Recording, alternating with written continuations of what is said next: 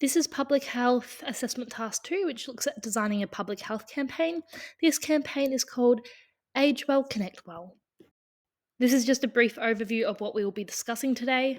Section 1 looks at the health outcomes, the issues, exposures, and determinants. The health outcome and demographic addressed in this campaign is social isolation and its impact on mental health among older adults aged 65 years and over living on the Morning Peninsula. According to Katza et al., social isolation refers to having objectively fewer social relationships or roles and infrequent social contact. It differs from loneliness, which is a subjective or unpleasant, distressing feeling or a lack of connection to other people, along with a desire for more or more satisfying social relationships. These concepts may, but do not always necessarily coexist. For example, a person may be feeling socially isolated but not lonely, or maybe you're feeling socially connected but feel lonely. Both are recognized risk factors for poor mental health outcomes, including depression, anxiety, and cognitive decline. Social isolation and loneliness are significant public health concerns in Australia's ageing population. It is estimated that 1 in 6 Australians aged over 65 experience feelings of isolation or loneliness. In addition, according to the 2021 census, on the Mornington Peninsula, there were 68,867 people aged over 55, making up 40.4% of the population, a much larger demographic than in Greater Melbourne, which is 26%, or Victoria as a whole, which is 28%. Loneliness is a significant public health concern in Australia's ageing population, as loneliness has been found to impact mental and physical health, finding links to social anxiety, depression, psychosis, suicidal ideation, cognitive functioning, and dementia. Also, increased risk of mortality. These issues are further exacerbated within the elderly population due to factors on the peninsula such as its geographical location, limited public transport, a large proportion of retirees living alone, as a lot of the retirees come to the peninsula seeking that sea change. Beyond individual health, these issues place strain on healthcare services, aged care systems, and community well-being. Addressing social isolation and loneliness aligns with the national and state health priorities, including the Victorian Public Health and Wellbeing Plan, which emphasises building connection, inclusive communities, and mental well-being later in life. This is the social determinants of health tables, which outlines issues and interventions at the individual, interpersonal, community and organisation and societal level. I'll just go through them quickly. So at the individual level, older adults may lack confidence or social digital skills to connect socially. Therefore, you'd implement digital literacy workshops, mental health support programs to increase social engagement. At the interpersonal level, loss of social networks due to retirement, bereavement or relocation. Therefore, you'd create a buddy system based on shared interest, location, or background to encourage weekly check ins and shared activities. At the community and organisational level, a lack of structured, accessible, and consistent local clubs, community groups, or social activities for seniors on the peninsula. Therefore, you'll develop community based programs and volunteering opportunities for older adults. At the societal level, older adults may face barriers to social participation due to limited transport, urban planning, and policy gaps. Therefore, you'd advocate for age friendly public transport, improved urban planning, and funding for senior social programs. Based on the identified determinants of health, and the following aim and rationale have been developed for this public health campaign. The rationale is that older adults on the Morning Peninsula face social isolation due to limited transport, loss of social networks, and low digital skills. Isolation increases the risks of depression, anxiety, and cognitive decline. Therefore, this program will target multi-level interventions, consulting community to implement activities, social connection initiatives, and digital support to improve engagement, well-being, and quality of life. These are their aims, but you can just read through them quickly in your own time. Section 2 looks at the planning model of health and the behaviour change theory. The inputs for this public health campaign are funding from local government, state and federal for health promotion grants, community partnerships with libraries, neighbourhood houses and aged care centres, digital devices such as iPads, laptops, tablets with internet access, trained facilitators and volunteer buddies. When determining the health promotion campaign, it is crucially important that you consult and engage with local members of your demographic community. A key principle of this campaign was community engagement, ensuring that older adults on the Mornington Peninsula are generally involved in the planning and delivery and the evaluation of the program. Community engagement is about actively involving community members in decisions that affect their lives, from planning and development to the management of activities that aim to help improve health and reduce inequalities.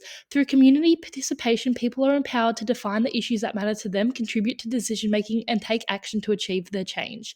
This approach promotes ownership and shared power and a sense of control, which are all essential for sustainable health outcomes.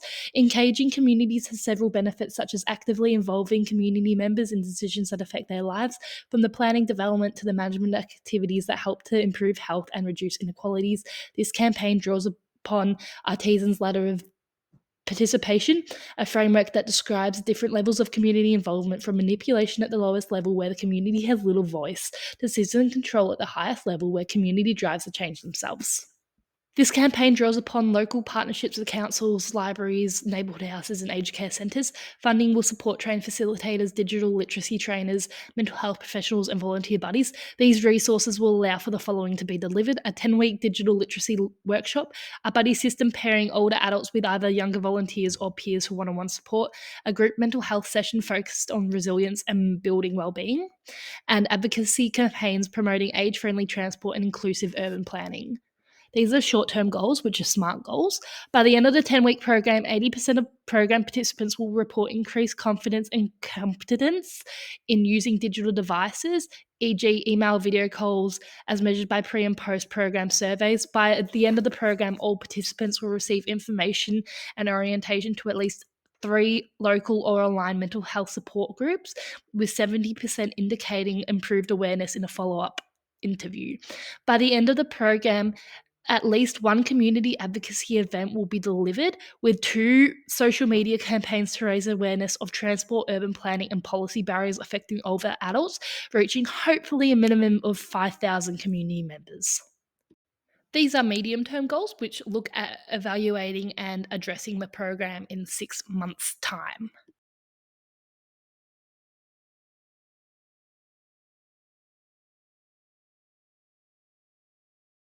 These are the long term goals, which aims to create long term systematic change. They shift from targeting downstream determinants to an upstream focus.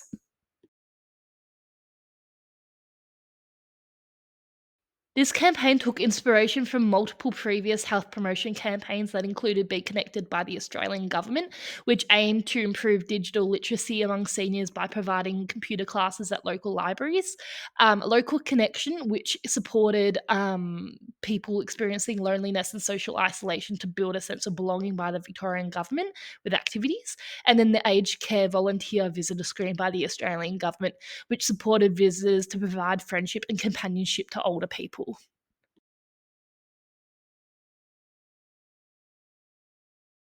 This campaign integrated the behaviour change, education, and empowerment approaches to health promotion to effectively address social isolation and promote mental well-being among older adults in the Mornington Peninsula. The behaviour change approach aims to motivate and persuade individuals to adopt healthier social behaviours, such as increasing participation in community activities or using digital tools to stay connected. It takes more of an individualistic approach and an expert-led approach, where facilitators guide participants to make positive lifestyle changes to enhance their well-being. The educational approach focuses on providing information, developing skills, and increasing confidence so that participants can make informed decisions about their health and social connections. Through the digital literacy and wellbeing workshops, older adults can learn new skills, reflect on their experiences, and apply their knowledge to improve their daily life. Finally, hopefully, through some behaviour change in education, we can also empower our participants. This uses a bottom up approach, which is participant led focused, encouraging individuals to identify their own barriers to connection and take ownership for finding solutions. It promotes autonomy, shared decision making, and a sense of control. Here is an overview of everything we have spoken about in the program logic model. This campaign intentionally addresses both upstream and downstream determinants of health. The downstream focuses on individuals such as digital literacy, peer support, and social connection workshops. The upstream focuses on advocacy, working with councils and the government to improve transport access, community infrastructure, and funding for senior programs. Section 3 looks at evaluation and the data collection methods. Evaluation is a critical step in any health promotion campaign. You must evaluate the effectiveness of the success and the delivery of the program at the process, impact, and outcome levels of evaluation. Firstly, process. We must assess whether the program was delivered as planned, whether the participant engagement and attendance across the 10-week sessions was good, and the quality and relevance of resources and facilitation of the program. To measure this, we will look at attendance records and program delivery checklists. We will look at observation logs from the facilitators to capture participant and engagement levels. And we will look at participation satisfaction surveys to assess perceptions of the program's relevance and delivery quality. Looking at the impact, we want to look at the changes of participants' digital literacy, confidence, and skills in using digital technology to connect socially. We want to look at changes in knowledge and attitudes towards social connection and mental health and well-being. And we want to look at increased awareness of support services within the community, transport, and mental health. To do this, we will assess pre and post program surveys assessing self efficacy of digital confidence. We will look at knowledge and attitude questionnaires administered before and after workshops to measure changes in awareness of perceived importance of social connection and mental health. And we will look at focus groups and semi structured interviews to gather qualitative insights on perceived changes in skills. Reflecting on the outcome evaluation, we want to look at sustained behaviour change, ongoing participation in social community activities after the program is completed. We want a reduction in feelings of social isolation and loneliness, and we want broader policy and community outcomes such as strengthened partnerships and advocacy impacts. Um, how this will be measured, we'll look at focus groups interviews in depth, and we'll look at participant trackings as well as stakeholder feedback from our advocacy. We will now touch on the rationale behind the data collection method selected. Observation was selected as a data collection method because it allows for an in depth understanding of participants' behaviour and social interactions within their natural environments. As Brougham explains in the new Public Health, participant observation provides valuable insider analysis and insights into how people make sense of their everyday lives and social worlds, revealing meanings that may not emerge through the surveys or interviews alone. This method enables the researcher to capture thick description, which is a detailed conceptual and emotional accounts of the situate behaviours in the broader social and environmental settings. In context of this campaign, observation of group workshops and community interactions would help identify subtle indicators of engagement, inclusion, and empowerment among older adults.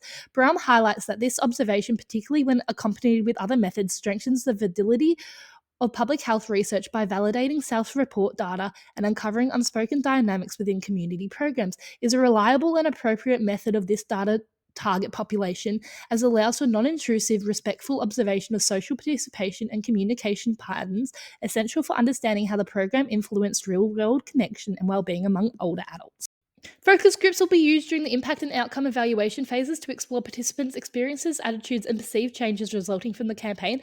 As Brum explains, focus groups are an effective and efficient way for collecting qualitative data, particularly in health promotion, because they capture group interaction and shared meaning making. They provide a systemgenetic environment where participants can build upon one another's ideas, generating insights that may not arise through individual attitudes.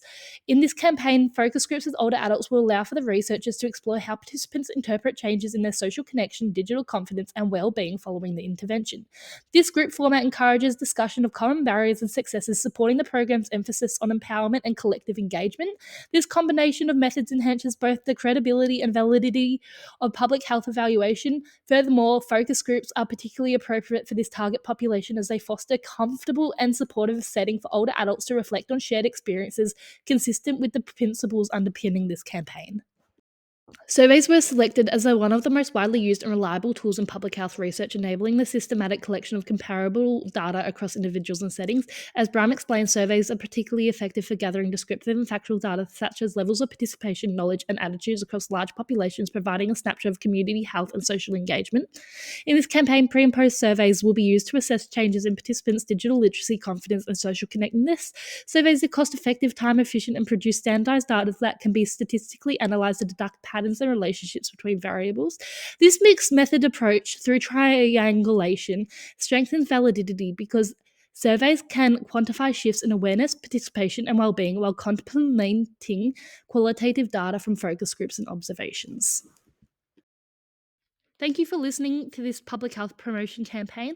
Please find the references for your own knowledge.